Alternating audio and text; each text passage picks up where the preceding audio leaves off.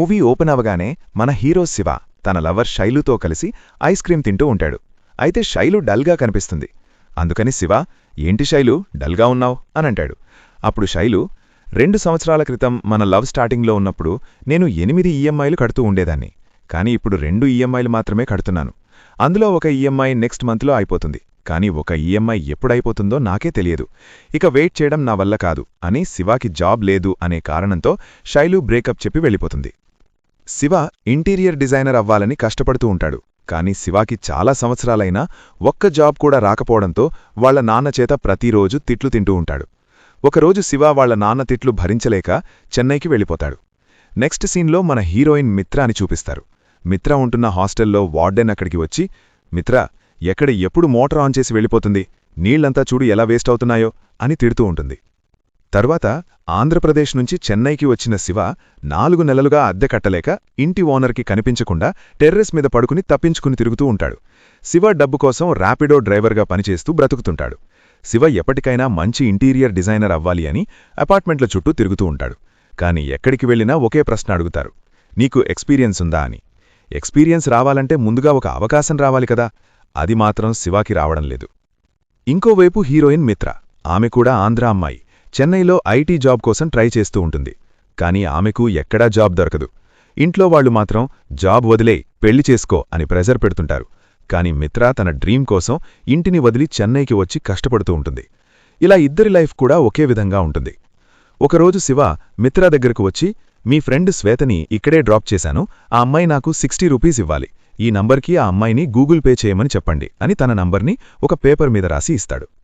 Next రోజు మిత్ర hostel ఖాళీ చేసి వెళ్ళిపోతూ ఉంటుంది. అందుకని బస్టాండ్ దగ్గరకు వెళ్లడం కోసం ర్యాపిడో బుక్ చేయాలి అని శివాకి ఫోన్ చేస్తుంది. అప్పుడు శివ మిత్రాని బస్టాండ్ దగ్గర డ్రాప్ చేసి వస్తాడు. కాని మిత్ర తన మనసు మార్చుకుని మళ్లీ హాస్టల్కి వెళ్లాలి అని శివాకి ఫోన్ చేస్తుంది. తర్వాత శివ మిత్రాని హాస్టల్ దగ్గర డ్రాప్ చేసి వెళ్ళిపోతాడు. కొద్దిసేపటి తర్వాత మిత్ర మళ్లీ శివాకి ఫోన్ చేస్తుంది. అప్పుడు శివ అక్కడికి వచ్చి, మళ్లీ ఏమైందండి అని అడుగుతాడు. అప్పుడు మిత్ర, నేను హాస్టల్ ఖాళీ చేయడం వలన మరొక అమ్మాయి జాయిన్ అయ్యిందండి, నన్ను కొంచెం నా ఫ్రెండ్ ప్రీతి దగ్గర డ్రాప్ చేయండి అని అడుగుతుంది. దానితో శివ మిత్రాని ప్రీతి దగ్గరకు తీసుకుని వెళ్తాడు. కాని ప్రీతి తన బాయ్ ఫ్రెండ్తో కలిసి రూంలో ఉండడం వలన మిత్ర ఏమీ చేయలేక శివ దగ్గరకు వస్తుంది. అప్పుడు ఇద్దరూ చాలా కష్టపడి రూం కోసం వెతుకుతారు. తర్వాత మిత్ర ఉండడానికి ఎక్కడా రూం దొరకకపోవడంతో శివ మిత్ర దగ్గరికి వెళ్లి, ఏవండి నా రూంకి వస్తారా అని అడుగుతాడు. అది విన్న మిత్ర కోపంగా, ఏంటి నీ రూంకా, నీకు బుద్ధుందా, ఒక అమ్మాయితో ఇలాగేనా మాట్లాడేది అని శివ మీద సీరియస్ అవుతుంది. అప్పుడు శివ వెంటనే, అది కాదండి, 3 నెలల నుంచి నేను రూమ్ రెంట్ కట్టలేదు, ఓనర్ రోజూ గొడవ పడుతున్నాడు, మీరు కూడా రూమ్ కోసం వెతుకుతున్నారు కదా, మీకు రూమ్ దొరికేంతవరకు నా రూంలో ఉండండి, రెంట్ షేర్ చేసుకుందాం, మీకు ఎలాంటి ప్రాబ్లం ఉండదు, నేను తినడానికి తాగడానికి మాత్రమే ఇంటికి వస్తాను, రాత్రిళ్ళు టెర్రస్ మీదకి వెళ్ళి పడుకుంటాను, మీకు ఇష్టముంటేనే రండి లేదంటే వద్దు అని చెప్తాడు. అప్పుడు మిత్ర శివ నిజాయితీ నచ్చి, నాకు నచ్చితేనే ఉంటాను లేకపోతే వెళ్ళిపోతాను అని చెప్పి శివ రూంకి వస్తుంది. శివ చెప్పినట్టుగానే రాత్రి సమయంలో టెర్రస్ మీదకు వెళ్లి పడుకుంటాడు. మరుసటి రోజు నుంచి మిత్ర తన పని చూసుకుంటూ జాబ్ కోసం వెతుకుతూ ఉంటుంది. ఇంకోవైపు శివ కూడా ఇంటీరియర్ డిజైనర్గా అవకాశం కోసం ప్రయత్నిస్తూనే ఉంటాడు. జాబ్ కోసం తిరుగుతూ ఇద్దరూ చాలా విసిగిపోయి ఒకరోజు కాఫీ షాప్కి వెళ్లి కాఫీ తాగుతూ మాట్లాడుకుంటారు. అప్పుడు శివ, నేను మంచి ఇంటీరియర్ డిజైనర్ అవ్వాలని కలకంటున్నాను, కాని ఎక్కడా అవకాశం రావడం లేదు అని తన మనసులో ఉన్న బాధను మిత్రతో చెప్పి చాలా ఫీలవుతాడు. దానితో మిత్ర చెప్తా అని ఒక పెద్ద హౌస్ కన్స్ట్రక్షన్ ఆఫీస్కి శివాని తీసుకుని వెళ్తుంది. కాని వాళ్లు కూడా నీకు ఎక్స్పీరియన్స్ ఉందా అని అడగడంతో ఇద్దరూ బయటకు వస్తారు. అప్పుడు మిత్ర గూగుల్ మ్యాప్లో ఫేక్ కంపెనీ అడ్రస్ క్రియేట్ చేసి ఆ లింక్ని శివ ఫ్రెండ్స్కి వాట్సాప్లో షేర్ చేయమని చెప్తుంది. నెక్స్ట్ రోజు మిత్ర క్రియేట్ చేసిన ప్రొఫైల్ వల్ల శివాకి మొదటి అవకాశం వస్తుంది. దానితో శివ చాలా హ్యాపీగా ఫీలవుతూ, నేను క్లయింట్ని కలవడానికి వెళ్తున్నాను, నువ్వు కూడా నాతో రా అని మిత్రాని పిలుస్తాడు. తర్వాత ఇద్దరూ క్లయింట్ని కలవడానికి వెళ్తారు. ఆ వ్యక్తి ఇక్కడ వాష్ బేసిన్ కింద ఒక చిన్న కబోర్డ్ చేయాలి అని చెప్తాడు. దానితో శివ, వాష్ బేసిన్ కింద కబోర్డ్ చేయడానికా నన్ను పిలిచింది అని బయటకు పోవాలని చూస్తాడు. అప్పుడు మిత్ర, ఇది నీకు మొదటిసారి వచ్చిన అవకాశం, వదులుకోవద్దు అని చెప్తుంది. దానితో శివ ఒక కార్పెంటర్ని పిలుస్తాడు. ఆ కార్పెంటర్గా యోగిబాబు వస్తాడు. శివ చేసిన పని క్లయింట్కి బాగా నచ్చడంతో అతని కొడుకు తీసుకున్న కొత్త ఇంటిని కూడా శివానే చేయమని చెప్తాడు. ఆపర్చునిటీస్ బాగా వస్తూ ఉండడంతో శివ చాలా బిజీ అయిపోతాడు. మరోవైపు మిత్ర ఐటీ జాబ్ కోసం సర్చ్ చేస్తూ ఉంటుంది. నెక్స్ట్ రోజు మిత్ర ఇంటర్వ్యూకి వెళ్తుంది. అప్పుడు శివ మిత్రాని పికప్ చేసుకోవడానికి వస్తాడు. మన కంపెనీలోకి రమ్మంటే ఆలోచించవు, ఎందుకంటావు? అప్పుడు మిత్ర, నీ ప్యాషన్ నువ్వు వదిలివేయలేదు కదా, అలాగని నా ప్యాషన్ని నేనెలా వదులుకోను అంటుంది. అప్పుడు శివ ఐటీ జాబ్ కూడా ఒక జాబేనా అని మిత్రాని చాలా తేలికగా తీసిపడేస్తాడు. దానితో ఇద్దరి మధ్య మాటకు మాట పెరిగి గొడవపడి విడిపోతారు. ఆ రోజు రాత్రి మిత్ర అమ్మా నాన్న ఫోన్ చేసి నీకో సంబంధం చూశాము, అబ్బాయి కూడా అక్కడికే వస్తాడు అని చెప్తారు. శివ వాళ్ళ అమ్మా నాన్న కూడా వాళ్ల వదినకి ఐవీఎఫ్ ట్రీట్మెంట్ చేయించడానికి చెన్నై వస్తున్నాము అని ఫోన్ చేసి చెప్తారు. నెక్స్ట్ రోజు మిత్ర రూమ్ ఖాళీ చేసి తన ఫ్రెండ్ రూమ్కి వెళ్ళిపోతుంది. తర్వాత మిత్ర అమ్మా నాన్న తనకు కాబోయే భర్తని చూపిస్తారు. ఇక్కడేమో హాస్పిటల్లో శివ వదినకి ఐవీఎఫ్ ట్రీట్మెంట్ చేయిస్తూ ఉంటారు. అప్పుడే మిత్ర శివతో మాట్లాడ్డానికి ఫోన్ చేస్తుంది. కాని శివ వాళ్ల వదినకి సీరియస్గా ఉంది అని తన మొబైల్ని కౌంటర్ దగ్గరే మర్చిపోయి ఉంటాడు. తర్వాత మిత్ర అమ్మా నాన్న నువ్వు కూడా ఆ అబ్బాయిని చూసుకోవడానికి ఒకరోజు ఊరికి రావాలని చెప్పి వెళ్ళిపోతారు. అప్పుడే శివ వాళ్ళ అన్నయ్య మీ వదిన ఐవీఎఫ్ ట్రీట్మెంట్ కోసం చాలా కష్టపడుతుంది, ఒక ప్రాణం పోయడానికి మరొక ప్రాణం త్యాగం చేయడానికి సిద్ధపడుతుంది, మనల్ని నమ్మి వచ్చారా, వాళ్ళని మనం కాకపోతే ఇంకెవరు చూస్తారు అని చెప్తాడు. ఆ మాటతో శివ మిత్రా రూమ్కి వెళ్ళి ఏదో తెలియక అలా మాట్లాడాను, నన్ను క్షమించి మిత్రా అని అడుగుతాడు. మా నాన్న తిరిగి ఇంటికి వస్తారు. లోపలికి వచ్చిన వెంటనే బయట ఉన్న చెప్పులను చూసి ఇంట్లో ఎవరో ఉన్నారని మిత్రా నాన్నకు అర్థమవుతుంది. అందుకని కోపంగా ఇళ్లంతా వెతుకుతాడు. చివరికి దాక్కుని ఉన్న శివాని చూసి రెడ్ హ్యాండెడ్గా పట్టుకొని రచ్చరచ్చ చేస్తాడు. తర్వాత మిత్రా మరియు శివ ఇద్దరూ లవ్ చేసుకుంటూ ఒకే రూంలో కలిసి ఉన్నారని తెలుసుకుంటాడు. మరుసటి రోజు ఇద్దరి కుటుంబాల మధ్య ఒక ఫ్యామిలీ మీటింగ్ ఏర్పాటు చేస్తారు.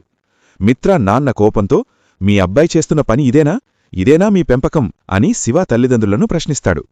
కాని శివ తల్లిదండ్రులు మాత్రం చాలా ప్రశాంతంగా మా అబ్బాయి మీ అమ్మాయిని ప్రేమిస్తున్నాడు, మాకైతే ఈ పెళ్లికి ఎలాంటి అభ్యంతరం లేదు అని చెప్తారు. కాని మిత్ర నాన్న మాత్రం ఇంకా కోపంతో మా కూతురు మీ అబ్బాయికి ఎంత దూరంగా ఉంటే అంత మంచిది అని చెప్పి మిత్రాని అక్కడ్నుంచి తీసుకెళ్తాడు. అలా ఇద్దరి ప్రేమ కథ ఒక్కసారిగా విడిపోతుంది. తరువాత శివ మిత్రతో మాట్లాడాలని ఫోన్ చేస్తాడు. ఎన్నిసార్లు ట్రై చేసినా ఫోన్ తగలదు. దానితో శివ చాలా బాధపడుతూ ఉంటాడు. ఒకరోజు శివ మిత్రకి వాళ్ల నాన్న పెళ్లి సంబంధం చూసిన అబ్బాయి దగ్గరికి వెళ్లి తన ప్రేమ విషయం చెప్పి మిత్ర అడ్రస్ అడుగుతాడు. తర్వాత శివ మిత్ర దగ్గరికి వెళుతూ ఉండగా ఒక ఫోన్ వస్తుంది. కట్ చేస్తే మిత్ర హాస్పిటల్లో ఉంటుంది. మిత్ర నేను శివానే పెళ్లి చేసుకుంటాను అని వాళ్ల నాన్నతో గొడవపడుతుంది. అయినా వాళ్ల నాన్న శివతో పెళ్లికి అస్సలు ఒప్పుకోడు. మిత్ర మొబైల్ పగలగొట్టి శివతో మాట్లాడనివ్వకుండా చేస్తాడు. దానితో మిత్ర అలిగి ఊరి బయట ఉన్న వాళ్ల పొలం దగ్గరికి వెళ్లి బాధపడుతూ సడన్గా స్పృహ తప్పి పడిపోతుంది. తర్వాత మిత్ర వాళ్ల నాన్నకి ఈ విషయం తెలిసి హాస్పిటల్లో జాయిన్ చేయిస్తాడు. అప్పుడు మిత్ర వాళ్ల ఫ్యామిలీ, శివ ఫ్యామిలీ అందరూ హాస్పిటల్కి చేరుకుంటారు. డాక్టర్ మిత్రని పరీక్షించిన తర్వాత ఒక షాకింగ్ నిజం చెప్తాడు. పిక్స్ డిసీజ్ అనే వ్యాధితో మిత్ర బాధపడుతోంది. ఈ వ్యాధి వలన బ్రెయిన్లో నర్వ్ సెల్స్ పనిచేయడం ఆగిపోతుంది. ఆమె మెల్లగా అందరినీ మర్చిపోతుంది. మెడిసిన్స్తో ఇంకొన్ని రోజులు మాత్రమే బ్రతుకుతుంది అని చెబుతాడు. ఆ మాట విన్న శివ బాధతో మిత్ర దగ్గరకు వెళ్తాడు. శివ మొదటగా ప్రేమించిన అమ్మాయి జాబ్ లేదనే కారణంతో వదిలేసింది. శివ మిత్రని ప్రాణం కంటే ఎక్కువగా ప్రేమించాడు. అలాంటి అమ్మాయి తనకి దూరబోతుంది అని తెలిసి కుమిలి కుమిలి ఏడుస్తాడు. ఆ రోజు నుండి శివ మిత్రపక్కనే ఉంటూ ఆమెను ఎంతో ప్రేమగా చూసుకుంటూ ఉంటాడు. ఇంకా కొన్ని రోజులు మాత్రమే తాను మిత్రతో గడుపుతాను అని తెలిసి ప్రతిక్షణం బాధపడుతూ తనలోనే తాను కుమిలిపోతూ ఉంటాడు. కొన్ని రోజులు గడిచిపోతాయి. ఒకరోజు హాస్పిటల్లో శివ, మిత్ర ఇద్దరూ కరిమించరు. దానితో మిత్ర నాన్న కోపంతో నీ కొడుకు నా కూతురిని ఎక్కడికో తీసుకెళ్లిపోయాడు అని శివ వాళ్ల నాన్నమీద గొడవపడతాడు. 6 నెలలుగా మిత్ర హాస్పిటల్లో 4 గోడల మధ్య ఉండడం ఇష్టం లేక శివ మిత్రాని కేరళకి తీసుకుని వెళతాడు. కొన్ని రోజులు ఇద్దరూ ఎవరికీ తెలియకుండా హ్యాపీగా గడుపుతారు.